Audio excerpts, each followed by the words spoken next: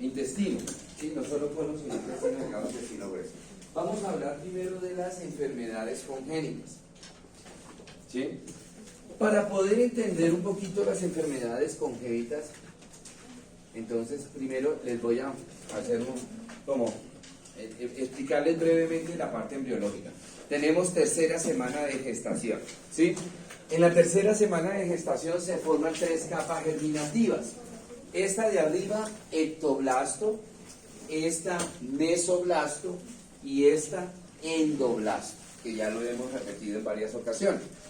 El aparato digestivo se forma a partir del endoblasto, ¿sí? O sea, de esta que está aquí abajo, ¿sí? Endoblasto, lo que está como en amarillo, ¿correcto? Miren esto, van pasando los días, ¿sí? Van pasando los días en la tercera semana de gestación y comienza el ectoblasto a prolongarse hacia abajo para rodear el endoblasto. Esto comienza a prolongarse hacia abajo, ¿sí? Y en la medida que se van prolongando, se me forma esta estructura que es el saco vitelino, ¿correcto? En ese momento se llama saco vitelino, tercera semana de gestación. En la cuarta semana de gestación ya me va a cambiar de nombre, ¿sí? El tubo digestivo, les decía ahorita, se forma a partir del endoblasto. Entonces, comienza a proliferar, miren, hacia arriba y hacia abajo, hacia la región cefálica y hacia la región caudal, y me forma esto. ¿Qué es esto? Eso es el intestino primitivo. Tenemos un intestino primitivo anterior, uno medio y uno posterior, ¿sí? En la segunda semana de gestación, en la región cefálica de ese disco bilaminar, ¿sí?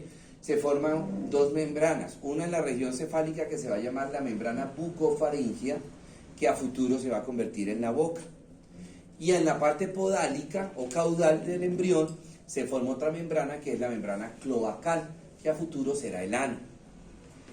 Entonces, cuando el intestino primitivo anterior toca la membrana bucofaringea, la rompe y me forma un hueco que se llama estomodeo, y ese hueco es la boca, ¿sí? Al principio se llama estomodeo, ¿por qué? Porque pues es un hueco, no hay paladar ni nada de eso, es un hueco, sino que en la medida que empiezan a formarse los huesos, empieza a formarse, ¿sí? Empieza a formarse el paladar duro, ¿sí?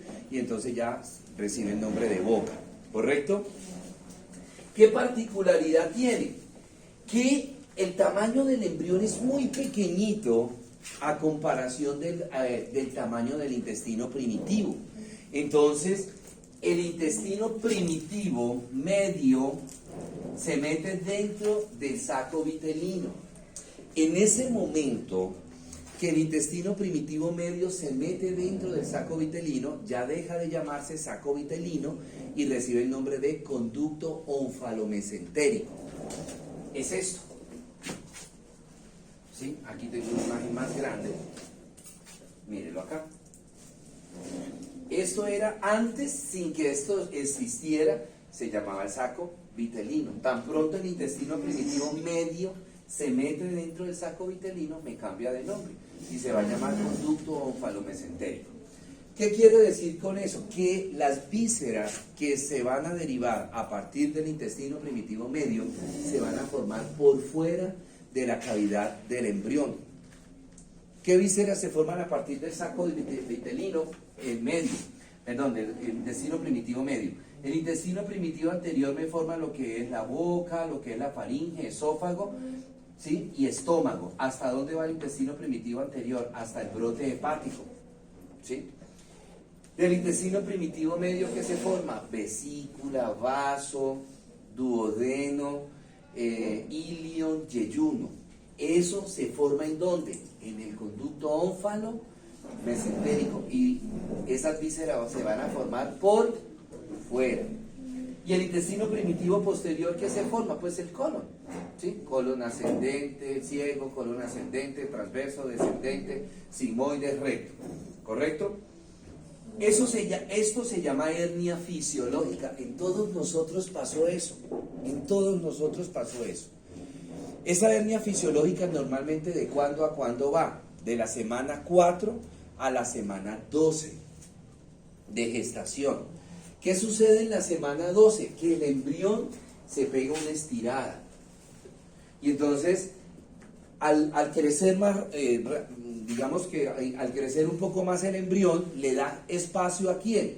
A las vísceras, ¿en dónde? En el abdomen, ¿sí? Entonces, las vísceras del intestino primitivo medio se entran. Si esto yo lo estiro, ¿esto para dónde se va?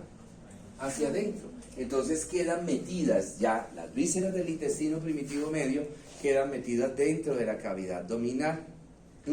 Y en ese momento el conducto onfalomesentérico me cambia de nombre. Ya no se llama conducto onfalomesentérico, sino que se llama solamente ónfalo, que es el cordón umbilical. ¿Por qué? Porque ya no hay mesenterio, ya las vísceras quedaron metidas dentro de la cavidad abdominal.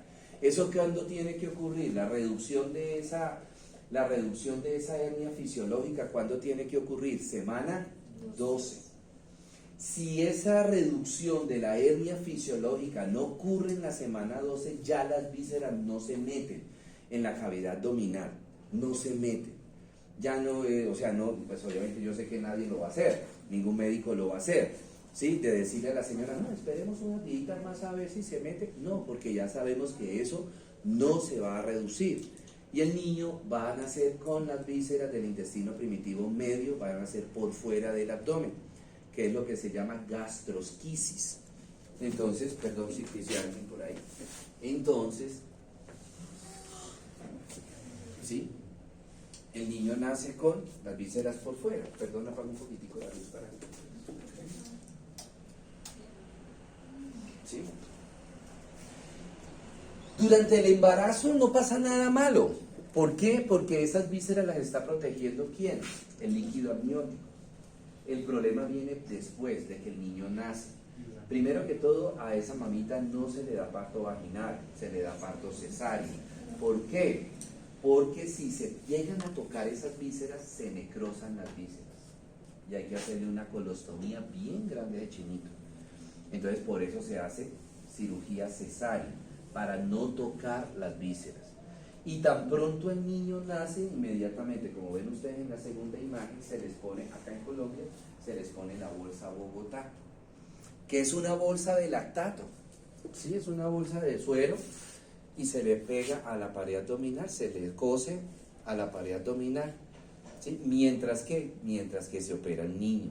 Esa cirugía, no es que sea de urgencia, que ya hay que operar al niño porque muere, no, pero sí hay que operar lo más rápido posible al niño para hacerle la plastia, ¿sí? Meterle las vísceras dentro de la cavidad abdominal y ya no pasa más nada, ¿sí? Profe, en el transcurso de la vida del niño no tiene riesgos ni nada. Ningún problema, nada. Desde que no se toque la víscera y la víscera no se necrose, se abre, se mete en la víscera, en la cavidad abdominal, se sutura y ya. El niño lleva una vida completamente normal. Profe, ¿y el abdomen sí es como el tamaño adecuado para que las vísceras le crezcan? ¿Normal? Sí, normal. Bueno. Ahora, puede suceder que se retraiga el intestino primitivo medio, pero quede un pedacito del intestino primitivo medio atrapado en el conducto onfalomesentérico. O sea, el niño parecido a la gastrosquisis, pero no todas las vísceras, sino un pedacito nada más, que queda atrapado en el conducto onfalomesentérico, ¿sí? Entonces el niño nace con una enfermedad que se llama divertículo de Meckel, ¿sí? Mírenlo acá. Este pedacito quedó atrapado en el conducto onfalomesentérico, ¿sí? Los síntomas, o sea, en el niño cuando nace no se le ve nada. ¿Por qué? Porque se cerró la pared abdominal, no se le nota nada, sino que el niño empieza a tener diarreas. Después de cada vez que el niño lacta, le da diarrea. Entonces al principio esto se confunde, pues el médico no va a pensar de una vez en un divertículo de Meckel. ¿Qué es lo más común que el médico piensa, el pediatra? Que el niño tiene una intolerancia a la lactosa. Entonces le cambian la leche, que le ponen leches maternizadas, pero el niño sigue con diarrea, ¿sí? Y fuera de eso, el niño presenta distensión abdominal y llora mucho porque le dan cólicos, ¿sí? O sea, se sopla el abdomen del niño, se llena de gases, presenta muchas flatulencias, ¿sí? Eructadera, ¿verdad? El niño baja de peso rápidamente, entonces ya el médico dice, bueno, esto no es una intolerancia a la lactosa, porque el niño continúa, persiste con la diarrea.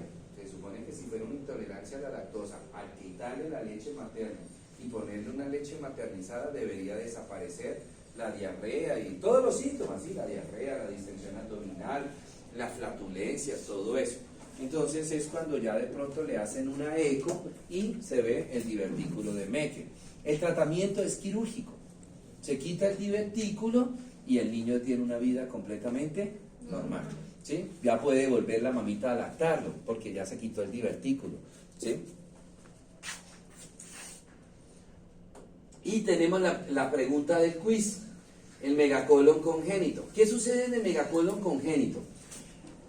Resulta que el abdomen, el colon, está inervado por unos plejos nerviosos que se llama el plejo nervioso mientérico y submucoso. Anteriormente al mientérico se le llamaba de Auerbach, ¿sí?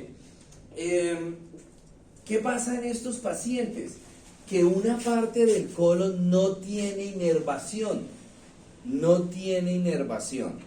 y entonces si no tiene inervación, esos nervios son los que le dan la peristalsis, son los que le dan, el movimiento al colon. Si no hay nervios, ¿se moverá el colon?